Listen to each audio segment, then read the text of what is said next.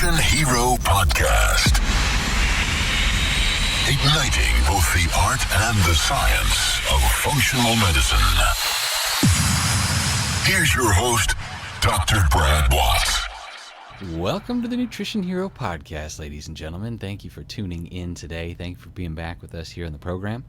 I appreciate you guys spending time with us and doing your best to enhance your clinical skill and maybe even your viewpoint. So, very good. I want to say thank you to Dr. Minkoff for our episode last week. Appreciate that. Got a lot of good feedback from many different people all over the country talking about Dr. Minkoff and his viewpoint on mold. I thought it was pretty interesting. So, anyway, thank you for that. For those of you that are new subscribers, thank you for tuning in here as well. And be sure to hit the subscribe button if you're not a subscriber, and that way you'll get alerted to every time we have a new episode, whether you're getting your media on iTunes, Stitcher, YouTube, wherever that might be. So, thank you also, by the way, just full of thank yous today. Thank you also for sharing the Nutrition Hero Podcast with your friends, your colleagues. It's cool.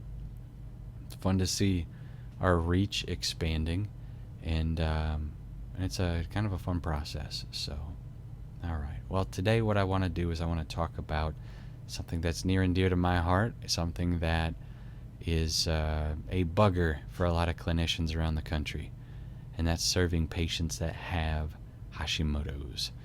And it's one of those things that can be a bugger for a lot of different people because it's so unpredictable, stinking unpredictable.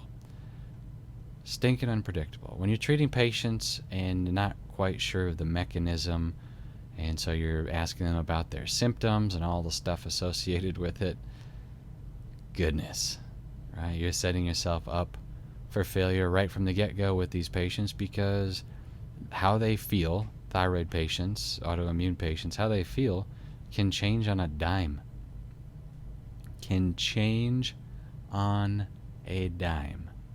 It's amazing. And so what I want to do today is I want to lay out a couple of the mechanisms, at least have a conversation about them, so that you don't have to talk about such subjective things with patients all the time. And, one day Susan feels awesome, and then like 6 hours later she texts you and it's the worst day of her life. And that's the nature of asking patients open-ended questions about how they feel as it relates to autoimmune conditions like that. The immune system is mean. It's mean. And, and those patients are being victimized by their own immune system. It's not ideal. Right? So I have a heart for these patients because, like most providers, I just want people to feel well. I want people to function well. I want people to smile. And I want people to have whatever it is that, are their goals and dreams in life. And for those patients with autoimmune disease, sometimes that stuff gets snuffed out. Sometimes their goals and dreams get put on a back burner because their immune system, seemingly unpredictably, is destroying their physiology. And so let's bring a little bit of predictability to it today. Let's bring a little bit of explanation here. See if we can't point ourselves in the right direction. So, all right, so grab a pen. Let's get after it. So when we talk about hypothyroidism in the United States today, there's like just under 5% of the population is dealing with hypothyroidism. We got 330 million people, so calculate that out if you like. And we got a lot of people with hypothyroidism. Some of the literature says that 70%, and some of the literature says that up to 90% of these patients that have hypothyroidism actually have Hashimoto's thyroiditis, which is an autoimmune condition where the immune system begins destroying your patient's physiology. So to understand where we're at with this, how physiology is supposed to work, Google thyroid physiology and then click the images tab and look at some of the diagrams that are there. But basically what you're going to see is the hypothalamus releasing TRH, thyrotropin releasing hormone, touching the anterior pituitary releasing TSH, thyroid stimulating hormone, touching the thyroid, telling the thyroid to create T4 mostly, and a little bit of T3. That's the process. There's a feedback loop now, an inhibitory feedback loop that goes back to the pituitary and the hypothalamus that tells them, how much thyroid hormone is in the bloodstream. That way, these structures in the central nervous system know what type or what volume of hormone needs to be produced. Okay, so it's a nice feedback loop. Okay, it's very cool. And when it's functioning normal, it's cool. So what we have is a couple of different enzymes. And, well, let's talk about it this way. Let's talk about two definitions first as it relates to thyroid function, and then we'll start explaining where things go awry, all right? So thyroglobulin is an iodine-containing protein of the thyroid gland, right? And ultimately, when it breaks apart, it yields thyroxine T4 and some T3, okay? So that is thyroglobulin, an iodine-containing protein. Thyroid peroxidase is an enzyme that assists in the chemical reaction, right, that adds iodine to thyroglobulin, okay, generating the capacity to make thyroid hormone. Makes sense. TPO, thyroid peroxidase, is the enzyme, it's the worker, right, and thyroglobulin is the product. Thyroglobulin is the product, okay? So when we have Hashimoto's, when a patient's got Hashimoto's, what happens is the immune system has converted general inflammation, so generalized systemic inflammation, into specific specialized inflammation, where now we're making antibodies that are attacking either thyroid peroxidase, the worker, right, or thyroglobulin, the product. So if you have a factory in your mind right now, think about a factory. The worker on the inside is TPO, thyroid peroxidase, and the product that they're building is thyroglobulin. If the immune system is targeting the worker, we have one set of issues. If the immune system is targeting the product, we have another set of issues. Okay? If the immune system is targeting both, we have a third set of issues. This is important, in my opinion, to organize so that you can help create predictability for your patients. Most providers look at the antibodies and go, oh, you got Hashimoto's, cool. Not assessing the mechanism that's at play, okay? The mechanism that's destroying their physiology. So that's the nature right now. That's the mechanics of how this is happening, this autoimmune condition. And what we want to do is we want to understand the traditional medical approach. Okay, so there's two approaches. Number one, wait and see. Okay, wait and see. If the immune system is eating the thyroid, it's eating the thyroid. Like if you eat a steak and you're halfway through your steak, you have half a steak left. Okay? If your immune system is eating your thyroid and it's halfway through eating your thyroid, you have half a thyroid left. You're going to end up on thyroid medication. Period. Why? You have half a thyroid left. It ain't coming back.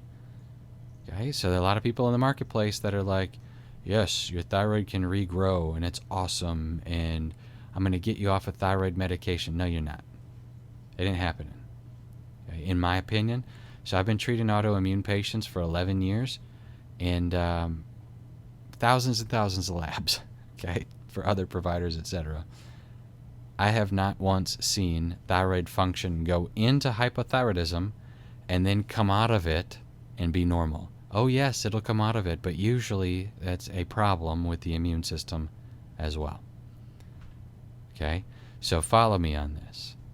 Once a patient's thyroid has been eaten, right, like you eating a steak, you eat half of it's gone. That steak is not coming back. Okay, for the most part, it's the same deal with the thyroid. Okay, so modern medicine's approach is to assume they know that 70 to 90% of cases of hypothyroidism are created by Hashimoto's. They know it, right? They know it. This is their own literature. But the problem is that modern medicine goes, so? And then shrugs their shoulders and walks away. They're waiting for the thyroid to get into a hypothyroid state so that we can now replace thyroid function with levothyroxine, Synthroid, whatever they're going to use. Okay, so that's like waiting for a victim to be battered before you help them. Okay, so the immune system is the aggressor, the thyroid's the victim. Nowhere else in life does somebody look at the victim and be like, well, they're not ready for my help yet. let's just let them get pummeled. Right? And then, after they have no response and they're barely breathing, then I'll step in and stop the aggressor. Okay? Nope, we don't do that in life, but we do that with thyroid function, and it's stupid. Okay? It's a really stupid plan. It's medicine's plan because medicine's only other option right now from a medical perspective is to suppress the aggressor. And how do they do that? Steroids, cancer drugs like methotrexate, etc. Steroid. You're not going to put a patient on long-term immunosuppression therapy and expect that to go well.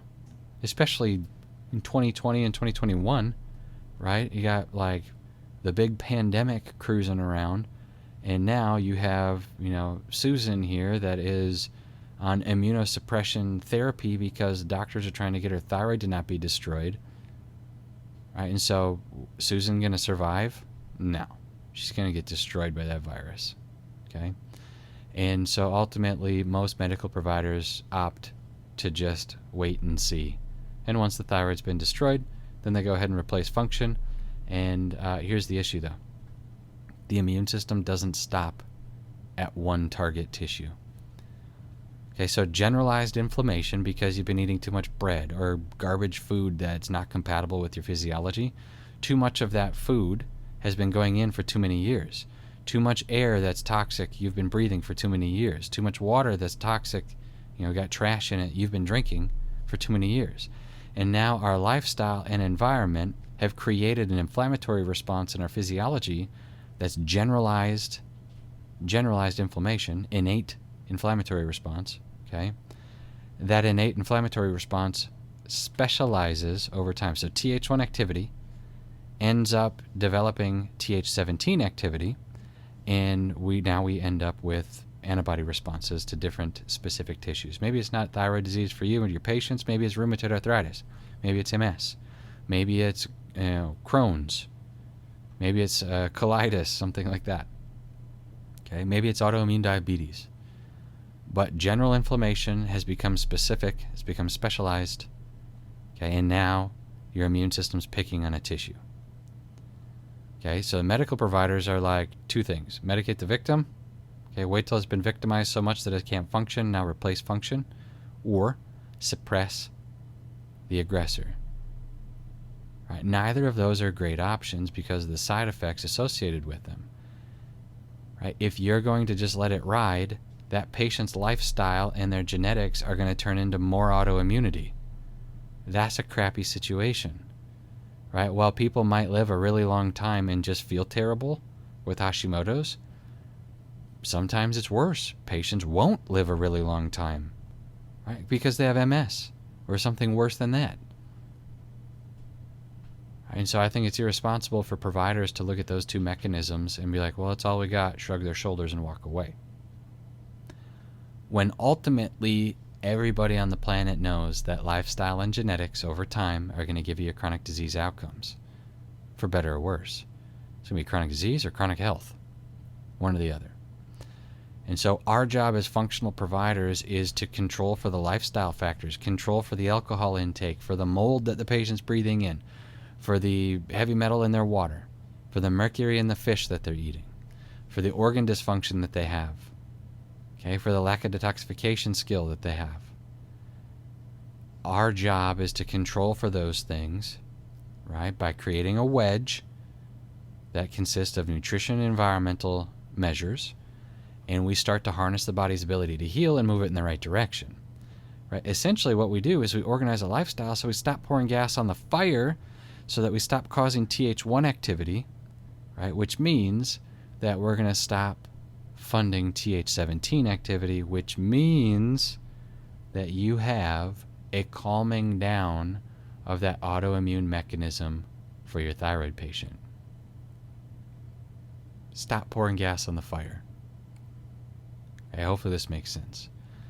Now, a couple of things I want to talk about. When your patient has Hashimoto's and they have a thyroglobulin problem, okay, thyroglobulin is being attacked, so thyroglobulin antibodies, what you're looking at or what you're expecting, okay, okay, is that at some point your patient's TSH is going to rise. It's going to rise. See, when a thyroid gets attacked by the immune system, thyroglobulin specifically, it's not the hormone that's getting attacked. Okay? It's the container that's getting attacked. It's kind of like if you're holding 20 water balloons and a mean little kid walks up to you with a needle and he starts poking those water balloons and popping them. He's not popping the water. He's popping the balloon, the container. That water's got to go someplace. And it's the same thing with Hashimoto's. So your patients, while they're dealing with thyroid attack, have more thyroid hormone leaching into their bloodstream, the same way that the water comes out of the balloon and falls all over your shoes.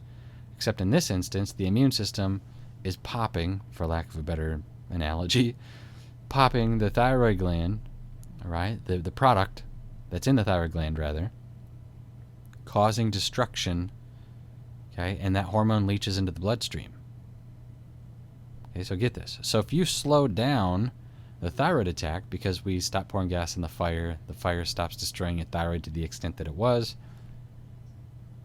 what happens is we stop leaching that excess hormone into the bloodstream, which means now there's less thyroid hormone in the bloodstream, which means your pituitary is going to say, hey, thyroid, get with the program, buddy, and your TSH is going to rise. Okay? So this is the mechanism. This is the confusing part for a lot of providers, because the provider goes, oh no, their TSH went up, when they should be fist pumping saying, yes, this patient is doing an awesome job. They are slowing down on pouring gas on the fire. Their TSH is coming up, meaning we have more room for metabolism now. There's less inflammation. Okay, and what do? Well, either they up their thyroid meds or they get put on some sort of supplementation that is a more natural support for thyroid hormone. Okay? And the point is that, remember, the steak was eaten. It's not growing back. We found them in the process of the steak being eaten. Okay? Ideally, these patients find out they have the genetics for Hashimoto's when they're like 7 years old, and we just put them on a quality lifestyle so that we don't have to turn this, DNA garbage on. Ideally. In which case, they can keep their thyroid. And it's beautiful. But that's not the way healthcare works. Healthcare solves problems. Healthcare doesn't prevent problems because there's hardly any money in it. And anyway, that's where we are in 2021. I'm trying not to sound jaded when I talk about that.